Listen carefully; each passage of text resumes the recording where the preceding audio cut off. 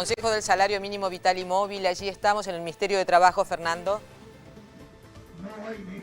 Muy bien, muchas gracias. Está hablando Antonio Caló, antes lo hizo el representante de los empresarios. Está felicitando por el acuerdo alcanzado, 12 años consecutivos, por eso el aplauso. Hay un dato muy importante, a ver, vamos a escuchar un cachito a Caló.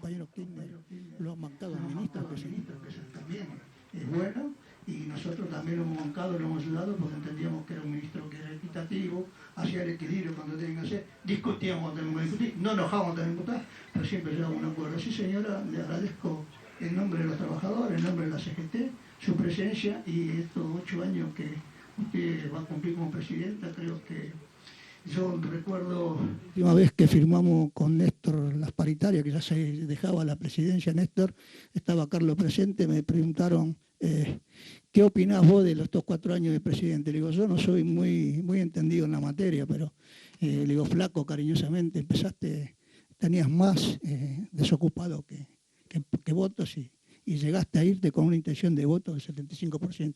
La señora Presidente continuó el trabajo de su esposo, que dio la vida por este proyecto, por este país, por este modelo, y bueno, ella también se va con la intención de voto que el pueblo argentino, señora, siempre se lo va a reconocer. Muchas gracias. La palabra, así entonces, de Antonio Caló. Y ahora va a hablar la Presidenta de la Nación. Los empresarios resaltaron que en estos 12 convenios nunca tuvo que laudar el Ministerio de Trabajo, siempre se llegó a un acuerdo. Habla la Presidenta. Buenas noches a todos y a todas, a todos los señores representantes de los empresarios, hiperempresarios, los compañeros trabajadores, también los compañeros trabajadores y trabajadoras de la prensa que hoy nos acompañan. Le damos también la bienvenida al nuevo delegado de la Organización Internacional del Trabajo que nos acompaña. Y la verdad que sí, que son 12 años, ¿no? 12 años de reuniones en este lugar del Consejo del Salario Mínimo Vital y Móvil, que estaba contemplado en la Constitución, porque se habla mucho de la Constitución en el país y se hablan mucho de las instituciones en el país. Pero realmente este fue el gobierno que puso en marcha precisamente este instituto, que es un instituto de carácter constitucional. Y como señalaba Funes de Rioja, en los 12 años jamás el gobierno tuvo que laudar. ¿Qué significa esto para los que no entienden cómo funciona el mecanismo? Se sientan los trabajadores, se sientan los empresarios, se sienta el Estado, bueno, y discuten 1, 2, 10. Y puede ser que no lleguen a algún acuerdo, y como no se puede estar discutiendo eternamente, si hay un momento, un instante en el cual no se logra acuerdo entre la patronal y los trabajadores, bueno, el Estado lauda. ¿Qué quiere decir? Fija unilateralmente, independientemente de la opinión de los empresarios y de los trabajadores, un determinado porcentual de aumento, o no fija un porcentual de aumento también, pues también eso es posible. Esto nunca sucedió. La negociación tripartita siempre funcionó adecuadamente porque el objetivo es que haya acuerdo entre capital y trabajo, porque esta es la manera que concebimos nosotros más adecuada para funcionar la economía. Y lo hemos hecho, a pesar de los avatares. Yo quiero referirme al término avatares como un eufemismo, porque en realidad avatares siempre hay en la vida. Lo que hemos sufrido en estos 12 años en algunos momentos es un poquitito más que avatares, son casi, bueno, intentillos. Bueno, no vamos a entrar a definir porque no vamos a discutir, sino mañana va a haber. Lo importante que mañana los trabajadores y los que no son trabajadores, los argentinos, nos vamos a levantar una vez más y vamos a ver que el Consejo funcionó, que otorgó un aumento del 28,5 puntos, eleva el salario de los 200 pesos, 200 pesos del salario mínimo vital y móvil que regía en el 2003 a 6.060 pesos en esta adecuación que se ha hecho en este último porcentual, que se divide en 2 etapas, 18,5 a partir del 1 de agosto y el 10% no acumulativo a partir del 1 de enero. 6.060 pesos, 2.930% de aumento, casi 30 veces.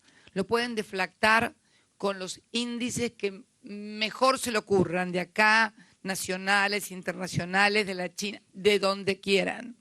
Y no va a haber en el mundo un aumento del poder adquisitivo de los trabajadores, de las características, de la entidad y de la envergadura que se han hecho en estos 12 años, con viento de cola, con viento de frente, con zancadillas, con de todo. Pero lo que hemos preservado ha sido fundamentalmente lo que para nosotros es uno de los vectores. Ahí te hacen alguna cosa, no importa. Uno de los vectores fundamentales, que es el mercado interno. Y sostener el mercado interno es sostenerlo a través del consumo. Nosotros somos firmes sostenedores de la necesidad de inyectar recursos, porque es primero la demanda y luego la oferta. Nadie invierte en un país si no tiene la certeza de que se lo van a comprar. Pero además, esto ha sucedido en un contexto internacional que ha sido totalmente fluctuante, porque de lo que podría denominarse el viento de cola de la primera etapa de este periodo de 12 años en el que tocó gobernar fundamentalmente a Néstor, él siempre me decía: a vos te van a demandar mucho más que a mí, porque como yo estábamos, que si me hacían así, se caía el país, todos se cuidaban más. Cuando comienzan a ser satisfechas las demandas, las propias expectativas de la sociedad en seguir subiendo escalones, va generando mayor presión, mayores demandas y también mayores tensiones en la sociedad. Con lo cual, la propia dinámica del crecimiento va al mismo tiempo generando tensiones. Y no tenemos que asustarnos ni de las tensiones ni del conflicto, sino de la capacidad de una dirigencia y fundamentalmente de un gobierno para poder encauzar adecuadamente esas tensiones. Yo les decía una primera etapa de viento de cola, pero después vino la crisis del 2008. Sí, acá el ministro me apunta, llevamos 7 años de crisis global. 2008 el mundo no se volvió a recuperar más. Hubo altibajos, crecimiento. En el 2009 volvió a caer. Hoy estamos con problemas porque nuestros principales socios no están creciendo, u otros que crecían a 2 dígitos, como por ejemplo la República Popular China, ya se han puesto como meta que van a crecer a 1 dígito. Ni qué hablar de lo que está sucediendo en el mundo. Hoy estaba leyendo cuando venía aquí que en Grecia se venden las islas de Grecia a precios de remate. No hablemos de los trabajadores, del 60% de desocupación en los jóvenes de 18 a 30 años, de la reducción de las pensiones. No hablemos de las imágenes que nos refrescaron lo que nos pasó en el año 2001, esos jubilados, esa foto de ese jubilado que recorrió el mundo llorando, sentado en el piso contra la persiana de un banco cerrado que se había quedado con sus recursos, con sus ahorros. Y bueno, la verdad que lo que dijo el representante de la CTA y lo que dijo Antonio Caló, titular de la CGT Argentina, esto es inédito en el mundo. Y la presencia de un presidente también es inédito. ¿Y por qué me gusta estar sentada aquí? Porque quiero remarcar que para nosotros esta política es una política fundante, es una política importante. Es importante para el presidente de la República que los trabajadores y el sector patronal puedan ponerse de acuerdo y podamos lograr a través de medidas de políticas públicas como el Ahora 12, como el Plan Comprar, como Precios Cuidados, haber reencauzado los problemas. Y yo creo que esto, si seguimos en esta senda, esto se va a acentuar. Hoy estaba leyendo un informe de la FAO, cómo han disminuido, cómo se han eso que dijo el ministro, los precios de los alimentos que son vitales. Somos el país en toda América Latina que más ha tenido este fenómeno. Esto medido por la FAO. La COPAL se queja por eso, pero no debiera quejarse por eso. No debiera quejarse, al contrario, se han portado bien. Y es bueno que se porten bien porque, a ver, Cuando entiendan que el tema no es vender caro esto, sino vender a un precio accesible miles de estos, porque ahí está la verdadera rentabilidad, poder incorporar más gente al consumo de manera tal que cada uno, en lugar de vender un auto, venda miles de autos, en lugar de vender una mesa, venda miles de mesas, que esa es la clave de la economía y la clave del capitalismo, lograr el consumo. Estamos en un momento muy particular de los que se autodenominan capitalistas, porque quieren sostener un sistema restringiendo el consumo, un sistema donde la base de la adhesión a ese sistema por parte de la sociedad ha sido la posibilidad de consumir. Yo siempre digo que el muro de Berlín se cayó para los dos lados, no se cayó por el poderío económico de Occidente, ni por el adelanto tecnológico, no, por algo mucho más sencillo. Los que estaban del otro lado de la cortina querían consumir y vivir de la misma manera que se vivía de este lado. Y no es casual, si uno mide los ciclos económicos, que el ciclo de mayor igualdad, o sea, de menor brecha entre pobres y ricos, se produce entre el fin de la Segunda Guerra Mundial, 45, y la caída del muro de Berlín. ¿Por qué fue esto? Porque había una tensión muy fuerte entre Occidente, como símbolo del capitalismo, y la ex Unión Soviética como símbolo del comunismo, y entonces esa tensión obligaba a que el capital diera y no hubiera tanta concentración de la riqueza. Es notable, pero si uno ve el ciclo histórico que comienza a partir de la caída del muro de Berlín y a partir de lo que se denominan las hegemonías que se van creando, bueno, cada vez hay mayor concentración de la riqueza. Hoy, en Estados Unidos, que es el símbolo, digamos así, podríamos decirlo, del capitalismo, el 1% de su población tiene el 43 o el 44% del PBI. Yo creo que situaciones como esta, que se reproducen también en Europa, lo vemos a diario, no son sustentables en el tiempo. No estoy hablando ni de 1 ni 2 años. Y yo creo que estas cosas han comenzado a verse a partir del surgimiento de formaciones políticas nuevas, sobre todo en Europa, donde más se siente la crisis.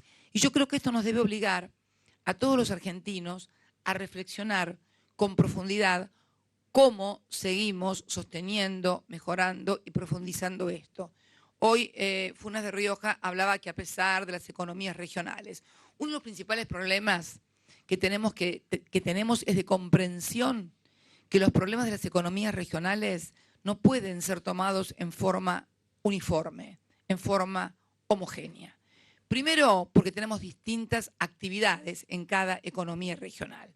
Algunos precios han caído, en general los commodities están cayendo cada vez que el dólar sube, y el dólar está subiendo en todo el mundo con respecto a todas las monedas, baja el precio de los commodities. Es casi una relación directa. Por eso también es tan importante seguir sosteniendo la reindustrialización, que es el valor agregado y la generación de puestos de trabajo de calidad, y también el agregado científico y tecnológico. Esto es imprescindible. No podemos reprimarizar nuestras exportaciones. Entonces, el tema de las economías regionales, tenemos dos cuestiones estructurales. Primero, la diversidad de las economías regionales y también el tamaño de cada productor dentro de cada economía regional.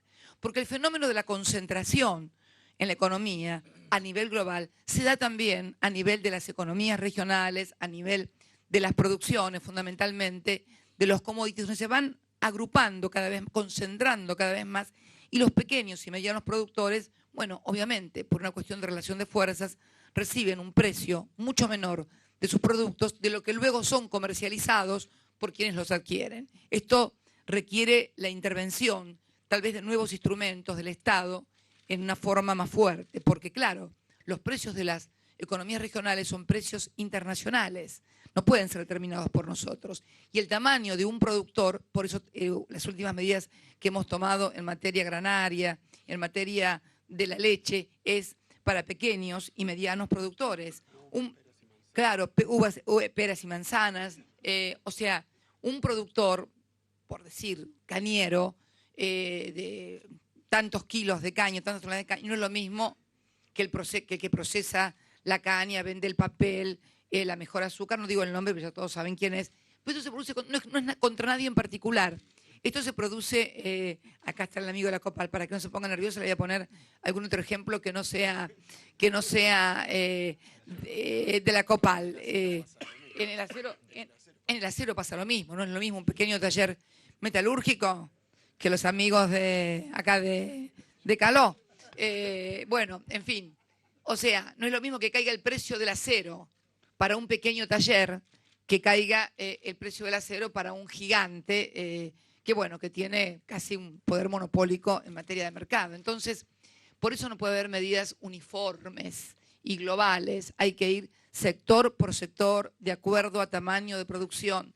Y también viendo cómo se integran las cadenas, porque lo que tenemos que lograr es que esos pequeños productores vayan integrando las cadenas, eslabonando las cadenas, para que puedan ir dándole valor agregado a sus productos. Si producen un poquito solamente en la economía regional y además no le agregan valor, esto se va a seguir agravando con el paso del tiempo. Por eso es muy importante la presencia del Estado y la continuidad de las políticas y de un Estado activo, y también la necesidad muchas veces de que cada economía regional, cuando ve que un producto ha dejado de tener mercado, porque también hay otro problema, y en el tema de la fruta, no quiero mencionar, pero hay un tipo de fruta que ha dejado de tener colocación en el mercado, ya no se demanda esa fruta, sino una fruta más pequeña, otra forma. Bueno, cuando el mercado global cambia la demanda del consumidor, no podemos seguir sosteniendo a un productor si ese productor no se renueva y cambia. Para poner un ejemplo, el ejemplo de lo que fue el vino común de mesa, que fue el producto de tantos argentinos durante tanto tiempo, luego cambiaron los gustos del consumidor. Se dedicaron a las bebidas colas o a la cerveza. El vino de mesa cayó. Bueno, no podríamos haber sostenido a esa producción de vino de mesa que no tenía colocación, ni en el mercado interno ni en el mercado externo. ¿Qué hizo el sector? Se reconvirtió en vinos de alta gama, con pequeñas bodegas, más sofisticadas, con mucha tecnología, con mucho valor agregado, con marketing, en fin, con todo eso. Bueno, yo creo que ese fenómeno tiene que reproducirse en todas y cada una de las economías. Cambiar conjuntamente con el mercado, salvo que uno sea tan inteligente que invente algo que el mercado se lo demanda, como fue Steve Jobs o cualquiera de esos, ¿no?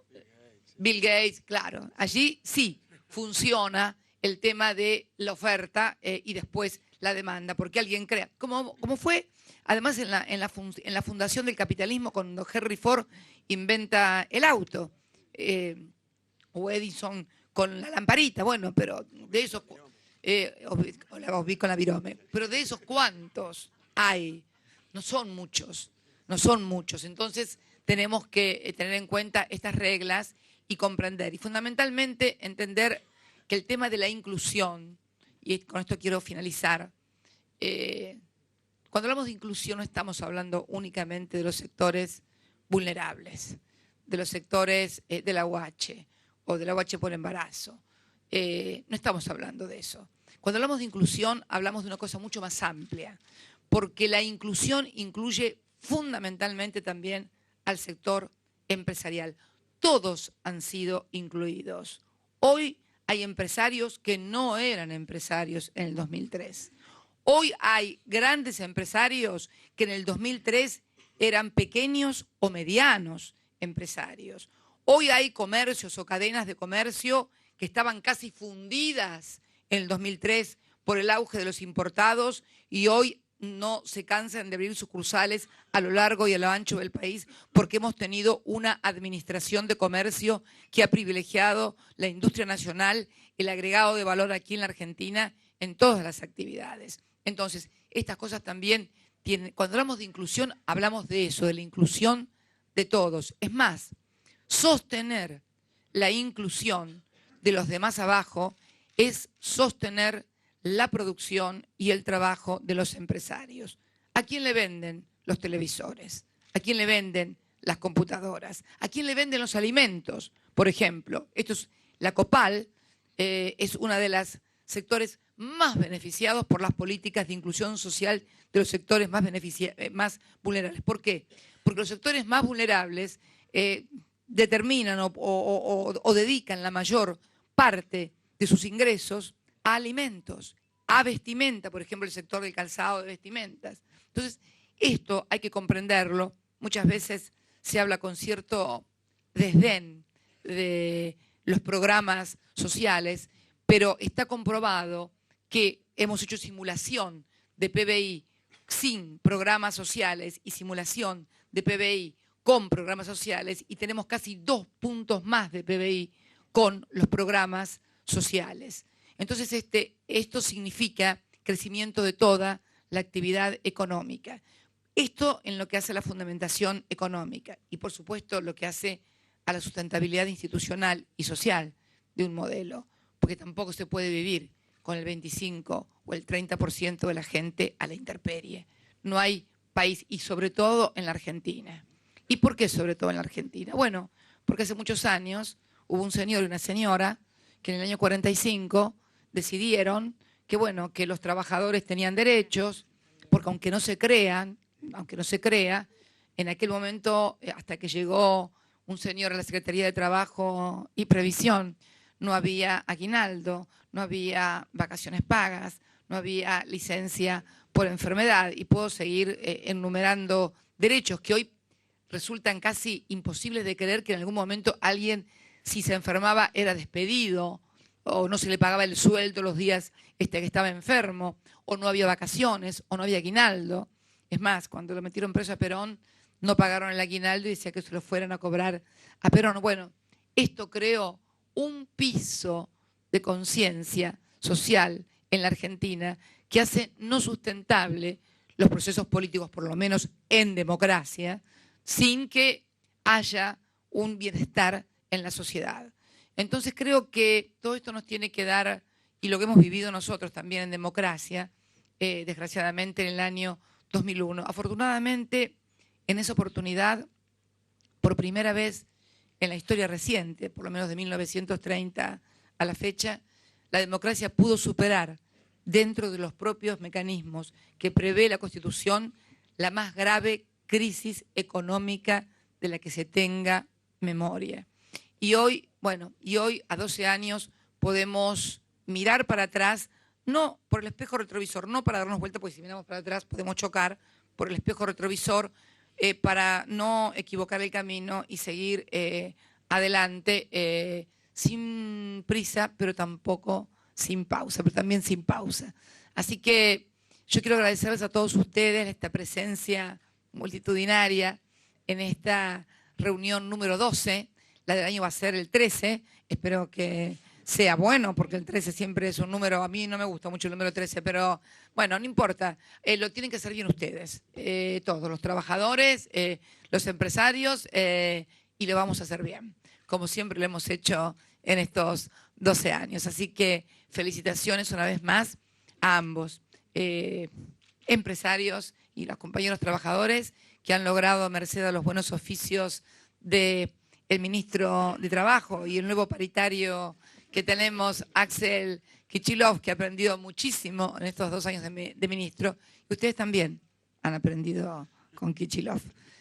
Así que, porque esto es ida y vuelta, no hay aprendizaje de un solo lado. Se aprende siempre de los dos lados y todos los días se sigue aprendiendo. Agradecerles la presencia de todos ustedes y desde mañana los trabajadores argentinos, una vez más, un salario que además es el mejor de la región. Para finalizar, como punto de comparación en términos de poder, en términos de dólares, estamos en la Argentina en julio del 15 a $517 y enero del 16 a $664, con Chile 350, Uruguay 329, Perú 236, Colombia 232, Brasil 230 y México 101. Esto, por eso digo, pueden compararlo con todos los índices que quieran. Ni hablar si lo ponemos en términos de paridad de poder adquisitiva, porque no es lo mismo tener lo que se puede comprar con $100 en alguno de estos países que lo que se puede comprar con $100 aquí en materia de alimentos, de vestimenta, etc. Así que creo que hemos hecho una buena tarea. Todavía falta, tenemos que reducir aún más el trabajo no registrado, tenemos que contemplar la posibilidad cierta, concreta, de conformar ese consejo social, económico, porque el mundo va a ser más difícil aún, con lo cual va a ser necesario más diálogo y más acuerdos todos los días, y distintos acuerdos también, porque también lo que se produce en las economías regionales se produce también en este ámbito. Dentro de la UOM tenemos gigantes que producen acero y tenemos pequeños talleres. Dentro de la COPAL tenemos pequeños productores alimentarios y tenemos monstruos como unas grandes empresas que son multinacionales, que hacen muchos caramelos, entre otras cosas. Y bueno, creo... Claro, multinacionales argentinas, sí, de origen argentino, lo cual nos pone muy orgullosos, además. Pero hay que contemplar también eso. Yo creo que va que comenzar a trabajarse en ese Consejo Social y Económico sobre esas distintas realidades para que la cosa siga funcionando y la máquina no se detenga y siga andando. Muchas gracias, felicitaciones y buenas noches a todos y a todas. 6.060 pesos, así quedó estipulado el piso, el mínimo del salario en la República Argentina. No se vayan, que ahora juegan River Guaraní en Paraguay. Semifinal de la Copa Libertadores. Nos reencontramos mañana a las 20 en la edición central de Visión 7. Los esperamos. Que la pasen muy bien. Muchas gracias.